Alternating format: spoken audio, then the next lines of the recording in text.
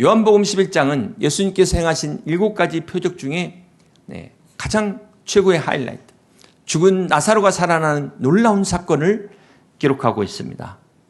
먼저 오늘 본문의 배경을 함께 같이 보시면 이 나사로는 예수님께서 사랑하시던 사람이었습니다. 그리고 그에게는 마르다와 마리아라는 두 자매가 함께 있었고 베다니의 작은 마을에 살고 있었습니다. 이 베다니는 예루살렘에서 약 한 3km 정도 떨어진 곳으로 주님께서 평소 자주 들렸던, 주님이 사랑하시던 아주 주님과 친밀한 관계에 있었던 가정이었습니다.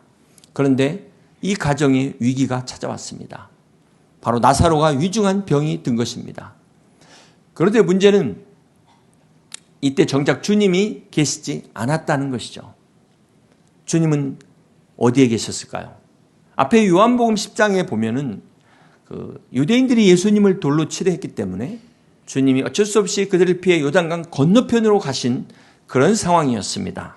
자, 그래서 이 마르다와 마리아가 급히 심부름꾼을 보내서 예수님께 전가를 보내게 됩니다. 그리고 예수님이 돌아왔을 때, 베다니에 도착했을 때, 그때는 언제였을까요? 17절에 보시면 예수께서 와서 보시니 나사로가 무덤에 있은지 이미 나으려라. 주님이 오셨을 때가 나사로가 이미 죽은 지 4일째라는 것이죠. 여기서 우리가 의문을 갖게 됩니다. 6절에 보면은 나사로가 병들었다 함을 들으시고 그 계시던 곳에 이틀을 더 유하시고, 주님은 왜 이 나사로의 위독한 소식을 들으시고도 바로 가지 않으셨을까요? 이틀이나 더 기다리셨을까요? 여러분, 한번 나사로의 가족들 입장에서 생각해 보세요. 그렇게 평소에 사랑하시던 나사로였고, 그리고 이 나사로의 위중함을 알렸는데도 이틀이나 답이 없다. 얼마나 서운했겠습니까? 여러분, 남일이라고 그렇게 무덤덤하지 마시고, 여러분이 목사님한테 신방을 요청했는데 답이 없어요. 문자도 없어요. 그럼 시험에 들지 않겠어요? 교회 옮기지 않겠습니까? 여러분들은 안 그러시겠지만. 주님이 왜 그러셨을까? 이 주님의 경로를 한번 추정해 보니까, 자, 주님이 베다니에 도착했을 때가 나사로가 죽은 지 몇 일째라고요? 4일째. 그럼 시간을 역으로 계산하겠습니다. 예수님이 소식을 듣고 이틀을 머무셨고, 이제 베다니까지 가는데 하루니까 3일이잖아요? 마지막 하루. 이날이 나사로가 죽은 날입니다. 예수님이 계시던 요단강 건너편에서 베다니까지는 대략 40km 거리예요. 그러니까 심부름꾼들이 갈 때도 하루 걸렸고 올 때도 하루 걸린 거리입니다. 그런데 이 소식을 전하는 사람들이 떠날 때는 아직까지 나사로가 살아 있었어요. 목숨이 붙어 있었기 때문에 죽었다는 사실을 모른 거예요. 자, 이들이 출발했을 때 나사로가 죽은 거죠. 지금 같으면 핸드폰으로 바로 연락해가지고 알려줬을 텐데 이 당시에는 그럴 방법이 없었잖아요. 그래서 이들은 위독하다는 소식을 전했지만 주님은 그때 이미 나사로가 죽었다는 사실을 아신 겁니다. 그러니까 이미 죽었는데 급히 갈 필요가 없는 거죠. 그래서 여러분, 여기서 오해하시면 안 되는 게, 주님이 나사로가 죽을 때까지 기다렸다, 이렇게 오해하시면 안 되는 겁니다. 주님은 우리가 절망할 때까지 기다리시는 분이 아니에요. 내가 죽기를 바라는 분이 아닙니다. 그런데 왜 이틀을 더 머무셨을까요? 자, 그러면 소식을 바로 듣자마자 주님이 바로 출발했다면은 나사로가 죽은 지 며칠째 도착하실까요? 이틀째 도착하는 거죠. 그때 살렸다면은 어떤 일이 생길까요? 사람들이 뭐라고 할까요? 예수님이 3일 만에 부활하신 것도 기절설이라고 했어요. 돌아가신 게 아니라 기절했다. 기절했다고 이렇게 말하는 사람들이 있는데, 2일 만에 살아나면 이거 완전히 죽은 거 아니라고 또 이야기하지 않겠어요? 그래서 주님이 그 자리에 없었던 걸 기뻐하신 거예요. 당시 유대인들은 사람이 죽은 후 3일까지는 그 영혼이 주위에서 맴돈다고 생각했습니다. 그리고 4일째 완전히 떠난다고 믿었어요. 우리도 장례 3일장을 하잖아요. 그렇기 때문에 유대 장례 관습에서 나흘은 완전한 죽음을 의미합니다. 이 4일의 의미는 소생의 희망이 0.1%도 없는, 모든 가능성이 끝난 때, 그때 주님이 오셨어요. 그렇습니다. 사랑하는 성도 여러분, 주님이 우리를 찾아오실 때, 우리의 모든 소망이 다 끊어졌을 때 주님이 찾아오십니다. 우리는 기도할 때, 주님 지금 당장 응답해 주세요. 왜 이렇게 오래 걸립니까? 막 답답하게 생각하고 기도하시는 분 계십니까? 사랑하는 성도 여러분, 우리의 타이밍과 하나님의 타이밍이 다릅니다. 우리는 끝났다, 이제 끝이야 라고 생각하지만 주님은 이제부터 시작이야 라고 말씀하십니다. 여러분, 여러분의 시계가 정확할까요? 하나님의 시계가 정확할까요? 네. 하나님의 시계는 틀림이 없습니다. 우리의 계산으로는 끝났다 할지라도 하나님의 계산의 끝은 없습니다. 그러므로 사랑하는 성도 여러분, 주님이 지체하신다고 서운해하지 마세요. 주님이 주무시는 게 아니에요. 주님이 지체하실 때는 반드시 목적이 있다는 사실을 깨닫고 끝까지 기도로 승리하시는 여러분 되시기를 주님의 이름으로 축복합니다. 인간의 어떤 노력으로도 무용지물이 된 그때, 인간의 모든 희망이 다 끊어진 그때, 그때가 바로 주님의 때입니다. 그때가 바로 하나님이 일하실 때입니다. 우리가 여기서 한 가지 더 좀 생각하기 원하는 것은 왜 하나님은 이렇게 막다른 끝까지 몰고 가실까요? 왜 하나님은 막 우리가 인생의 바닥까지 내려가도록 허락하실까요? 참 이런 일이 참 없기를 바람에도 불구하고 왜 이런 일이 생길까요? 여러분, 한 예를 든다면 병원에서 정말 그 치료하기 어렵다는 그 병을 잘 치료해가지고 이제 퇴원을 할 때 생각해 보세요. 이분이 얼마나 감사하면서 눈물 콧물 다 흘리고 기도했는데 이제 6개월이 지나고 나니까는 병원 가는 것도 귀찮아해요. 언제 그랬냐는 듯이. 사업이 그렇게 어려워서 망할 뻔했을 때는 새벽 기도도 열심히 나가던 사람이 회복하고 나니까, 회복되니까 언제 그랬냐는 듯이 주일에도 골프 가는 거예요. 이게 바로 인간의 연약함이라는 겁니다. 얼마든지 우리도 그럴 수 있다는 거예요.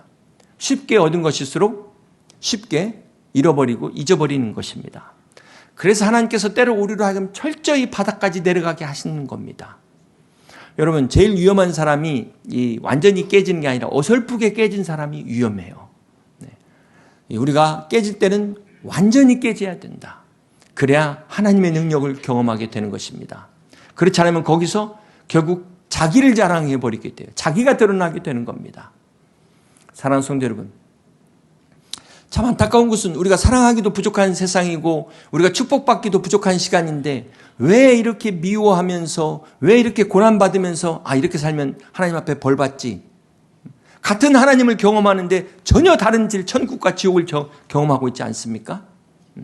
왜 이렇게까지 가야만 할까요? 왜 꼭 무덤 문턱까지 가야만 정신을 차릴까요? 너무 안타깝잖아요. 그래서 그러지 말라고 우리가 말씀을 전하고 또 이렇게 예방하기 위해서 은혜를 나누는 것 아니겠습니까? 네. 우리가 어떻게 하면 여기까지 가지 않고 하나님의 사랑을 깨닫고 은혜를 경험할 수 있을까요? 그 방법은 간단합니다. 너무 간단해요. 네. 작은 은혜에 감사하는 것입니다. 일상의 축복에도 감사하는 사람은 절대로 무덤까지 갈 필요가 없어요. 극한 상황까지 가지 않아도 되는 것입니다. 어떤 사람은 막 또 간증을 막 드라마틱한 간증을 하기 원하는 건데, 그건 다시 말해서 내가 내 인생이 죽음의 문턱까지 가기를 원한다는 거예요. 들을 게 있는 자는 들을지어다. 사랑하는 성도 여러분, 오늘 우리가 하나님이 주시는 사랑과 축복 안에서 하나님의 은혜를 더욱더 깨닫고 그 작은 일에도 감사하는, 그래서 날마다 감사의 조건이 더 넘치는 그런 복된 삶을 사시길 주님의 이름으로 축복합니다. 오늘 성경에 예수님이 우셨다라는 표현이 3번이나 나옵니다. 여러분, 예수님도 우셨어요. 누가복음 19장에 보니까 주님이 예루살렘 성을 바라보시면서 우셨습니다. 히브리서 5장에는 그 유명한 겟세마네 기도를 하시면서 우셨습니다. 그리고 오늘 본문의 요한복음 11장에서 주님이 우셨습니다. 히브리서 4장 25절입니다. 우리에게 있는 대제사장은 우리의 연약함을 동정하지 못하시리가 아니요 모든 일에 우리와 똑같이 시험을 받으신 이로되 죄는 없으시니라. 주님의 눈물은 우리의 슬픔과 고난을 함께하는 눈물이셨습니다. 우리의 연약함을 인간으로 오셔서 체휼하시고 함께하신 그것이 바로 주님의 눈물이었습니다. 요한복음 11장 35절을 보시면 예수께서 눈물을 흘리시더라. 이 예수님의 눈물의 의미가 무엇일까요? 주님은 지금 나사로를 살리시려고 오셨잖아요. 이제 조금 있으면 나사로가 살아나는 것을 아시잖아요. 그러려면 저 같으면 웃을 것 같은데, 남들 다 울고 있는데 혼자 웃을 것 같은데 왜 웃지 않으시고 우셨을까요? 그것은 바로 주님이 사랑하시는 이 나사로의 고통을 함께 슬퍼하고 있다는 것입니다. 능력의 주님이시지만 사랑하는 오빠를 잊고 슬퍼하는 마르다와 마리아를 불쌍히 여기셨기 때문에 주님이 우셨다는 거예요. 33절입니다. 예수께서 그가 우는 것과 또 함께 온 유대인들이 우는 것을 보시고 심령의 비통히 여기시고 불쌍히 여기사. 여기 심령이 비통이라는 것은 헬라어의 엠브리마오마이, 단순히 슬퍼하는 것을 넘어서 분노하는 것. 여러분 막 어떤 때 막 슬퍼하다가 막 분노가 끓어오르는. 근데 주님의 분노는 거룩한 분노입니다. 거룩한 분노. 또 여기 불쌍히가 타라소라는 걸로 마음에서 요동을 치는 괴로움, 그냥 불쌍한 정도가 너무 심하니까 막 내가 괴로운 거예요. 주님이 오셨다는 것은 단순한 동정의 슬픔의 눈물이 아니라 그 눈물에는 주님의 거룩한 분노가 담겨 있고 주님의 그 내적 깊은 영적 고통이 담겨 있는 눈물이라는 것입니다. 사랑하는 성도 여러분, 오늘 우리의 모습을 보시는 주님은 어떤 마음이실까요? 어떤 눈물을 흘리실까요? 주님은 우리를 위해 목숨까지 다 내어 주었건만 아직까지 믿지 않고 믿지 못하는 우리를 보실 때 주님이 얼마나 슬퍼하시겠습니까? 아니 슬퍼하다 못해 주님이 거룩한 분노를 나타내실 수도 있다는 게 오늘 본문입니다. 교회가 주님을 따라가야 되는데 세상을 따라가는 모습에 주님이 슬퍼하다 못해 주님이 괴로워하신다는 거예요.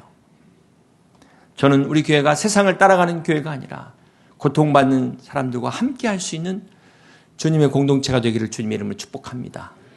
그리고 교회 안에서조차 양무리 안에서조차 세상을 닮아가는 그 안타까운 모습에 거룩한 분노를 회복할 수 있는 우리 교회, 우리 성도님들이 되시기를 주님의 이름으로 축복합니다. 그리고 여러분 한 사람 한 사람 우리 주님처럼 우는 자들과 함께 울고 웃는 자들과 함께 웃을 수 있는 복된 우리 여의도 침례교회 성도들 다 되시기를 주님의 이름으로 축복합니다. 사랑하는 성도 여러분, 우리 주님은 단순히 함께 우시는 것이 아니었고 단순히 위로만 하시는 분이 아니셨습니다. 마가복음 5장에 보면 야이로의 그 어린 딸을 살리시고 누가복음 7장에는 나인성 과부의 아들을 살리십니다. 그리고 오늘 요한복음 11장에서 죽은 나사로를 살리셨습니다. 자, 이 세 사건의 공통점은 단순한 육체 질병이 아닌 죽은 자를 살리신 사건입니다. 주님께서 나사로만 살리신 게 아니라 세 사람을 살리셨는데 야이로의 딸 어린아이를 살리셨고 나인성 과부의 아들은 청년을 살리셨고 나사로는 장년입니다. 네. 자, 이것을 통해서 주님의 부활이 모든 세대를 통해서 이루어지는 사건이다. 네. 자, 또한 주목해야 될 것은 이 살리신 이 시간대가 다 달라요. 이 죽음의 시간이 다 다릅니다. 야이로의 딸은 금방 죽은 상태에서 주님이 살리셨다면 나인성 과부의 아들은 지금 관을 싣고 나가는 그 상태에서 살리셨거든요. 나사로는 죽은 지 4일이나 된 부패가 시작된 무덤 안에서 살리셨습니다. 자, 이것은 주님의 이 부활이 모든 시간대의 죽음 앞에서도 능력으로 나타나신다는 것. 부활의 대상과 그 죽음의 시간을 통해서 자, 이런 것까지도 주님의 부활의 능력을 지금 보여주시는 사건입니다. 그런데 우리가 기억해야 될 것은 야이로의 딸도 나인성 과부의 아들도 나사로도 다시 살아났지만 이것을 우리는 엄밀히 말해서 부활이라고 말할 수가 없습니다. 왜냐하면 그들은 다시 죽었거든요. 진정한 의미의 부활이라는 것은 바로 예수님이 죽음을 정복하시고 다시 죽지 않는 영원한 생명으로 부활하신 이것이 우리가 말하는 진정한 의미의 부활이라는 것을 믿으시기를 바랍니다. 그 주님께서 5번째 I am 선언으로 나는 부활이요 생명이라고 말씀하셨습니다. 우리 요한복음 11장 25절을 다시 한번 보시겠습니다. 예수께서 이르시되 나는 부활이요 생명이니 나를 믿는 자는 죽어도 살겠고 무릇 살아서 나를 믿는 자는 영원히 죽지 아니하리니 이것을 내가 믿느냐. 사랑하는 성도 여러분, 부활이요 생명이신 우리 예수님을 믿으십니까? 오늘 본문에 주님께서 오셨을 때 이 마르다가 한 말을 주목해 보시기 바랍니다. 22절입니다. 그러나 나는 이제라도 주께서 무엇이든지 하나님께 구하시는 것을 하나님이 주실 줄 아나이다. 여기서 마르다가 안다는 것은 믿음이 있다는 것이죠. 자, 계속해서 주님께서 나사로가 다시 살아날 것이라고 말씀하시자 마르다가 뭐라고 이야기합니까? 24절입니다. 마지막 날 부활 때에는 다시 살아날 줄을 내가 아나이다. 마르다는 계속해서 안다고 고백하고 있어요. 압니다. 압니다. 그런데 왜 슬퍼할까요? 여러분, 왜 믿음이 있는데 왜 슬퍼하십니까? 왜 믿음이 있는데 근심하십니까? 여러분, 왜 믿음이 있는 걸 하는데도 걱정하십니까? 그것은 바로 머리로만 알기 때문입니다. 오늘 우리의 신앙의 한계가 머리로만 아는 게 문제라는 거예요. 열심히 성경을 공부해도 내 생각의 틀을 벗어나지 못하는 게 문제라는 겁니다. 사랑하는 성도 여러분, 아무리 좋은 나무도 뿌리가 밖으로 나오면 죽게 돼 있어요. 죽는 건 시간 문제입니다. 뿌리는 땅속 깊이 박혀 있어야만 살아있는 거예요. 뿌리만 사는 게 아니라 나무 전체가 사는 것처럼 우리의 믿음도 마찬가지입니다. 우리의 믿음의 뿌리가 그리스도 예수 안에 깊이 뿌리를 내릴 때 살아있는 신앙이 되는 거예요. 이게 머리에만 뿌리를 내리거나 머리에서 떠다니는 이런 지식은 생명력이 없는 것입니다. 사랑하는 성도 여러분, 오늘 마르다의 신앙의 문제가 뭐였을까요? 39절입니다. 예수께서 이르시되 돌을 옮겨 놓으라 하시니 그 죽은 자의 누이 마르다가 이르되 주여 죽은 지가 나흘이 되었음에 벌써 냄새가 나나이다. 이 마르다가 앞에서 조금 전에 주는 그리스도에서 살아계신 하나님의 아들이라고 고백해놓고는 주님께서 지금 돌을 옮겨 놓으라고 하니까는 막상 뭐라고 말해요? 냄새가 난다고 주저하고 있어요. 이게 바로 우리가 부활을 아는 것과 믿는 것의 차이입니다. 여러분, 우리가 부활을 아는 것과 믿음으로 행동하는 것은 완전히 다른 차원이에요.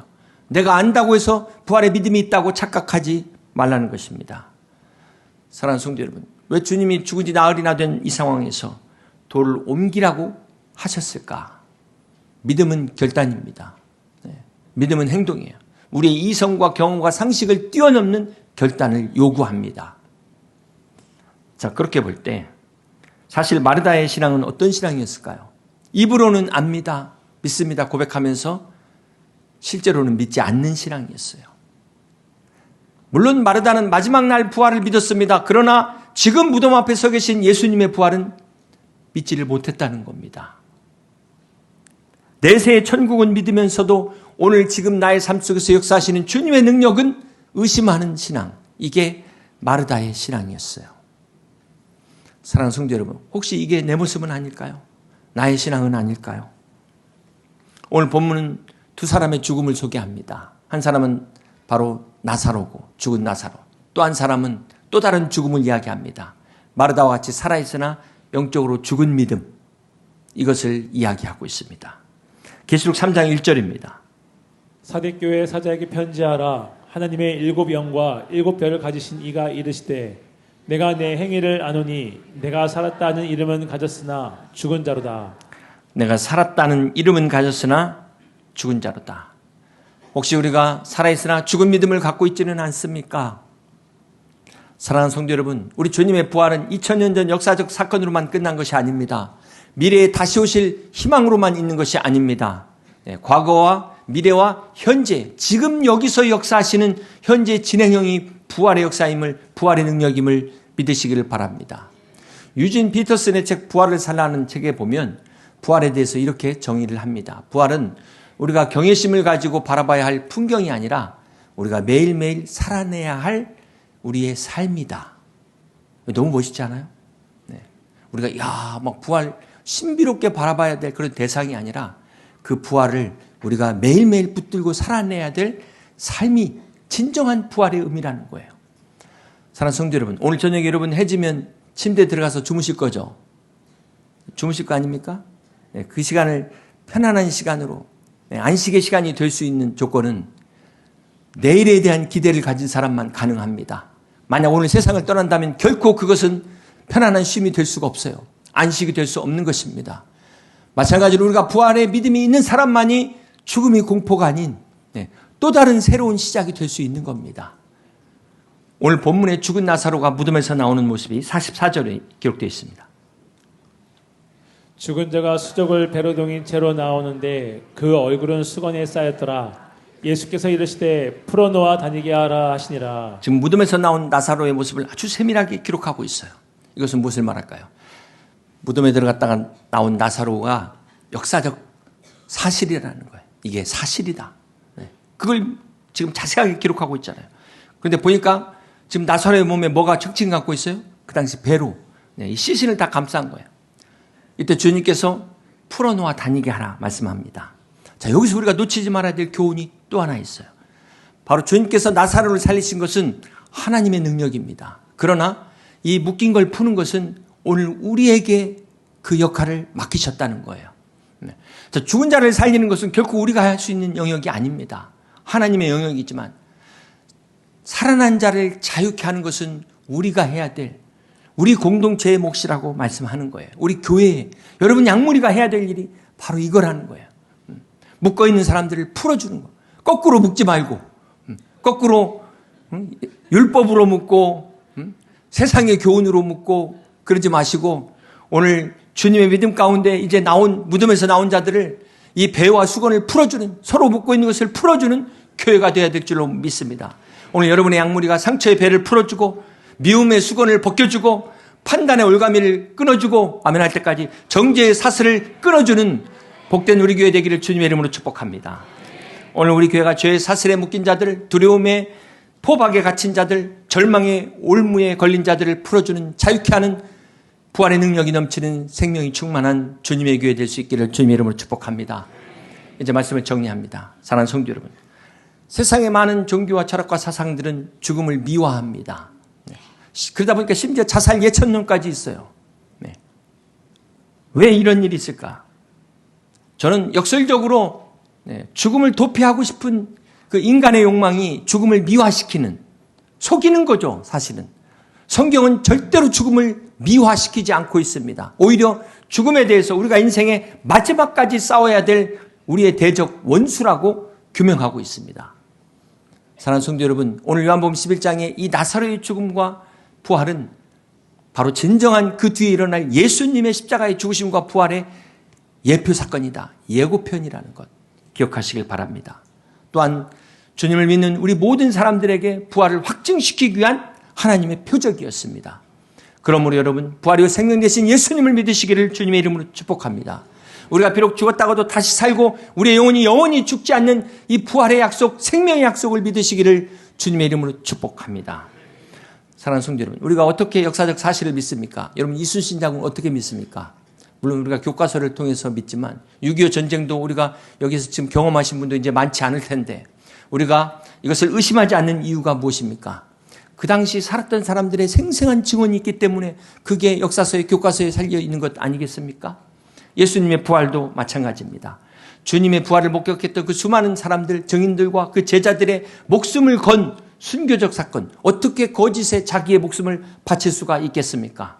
순교의 피를 흘리면서까지 주님의 부활을 증언했던 그 증인들과 그 증언이 있기에 2000년이 지난 지금까지도 이 무수한 많은 사람들이 부활하신 주님을 만나고 그들의 삶이 변화되는 기적의 역사가 지금도 일어나고 있음을 믿으시기를 바랍니다. 이것이 바로 주님의 부활의 증거입니다. 혹시 여러분 절망의 무덤 속에 갇혀 있지 않습니까? 두려움의 어둠 속에서 영적인 죽음 가운데 주님의 음성을 지금 듣지 못하고 있는 불쌍한 성도들, 이 시간 나사로가 주님의 음성에 반응하여 그 무덤에서 나온 것처럼 여러분도 무덤 속에서 그대로 있지 마시고 주님의 부르심에 응답하시기를 바랍니다. 그래서 이번 한 주간도 우리 남은 인생도 메멘토 모리를 기억하시되 죽음을 기억하되 그러나 매일매일 삶 속에서 주님과 함께 부활의 능력을 경험하는 여러분 다 되시기를 주님의 이름으로 축복합니다. 그리고 우리가 나가셔서 이제 믿음으로 여러분 앞에 놓인 모든 돌들을 옮기는 것을 통해서 우리가 묶인 자들의 배를 풀어주는 것들을 통해서 세상을 통해 세상이 우리를 통해 하나님의 영광을 보는 그런 부활과 생명이 가득한 충만한 우리 여의도 침례교회 모든 성도들 다 되시기를 주님의 이름으로 간절히 축원합니다.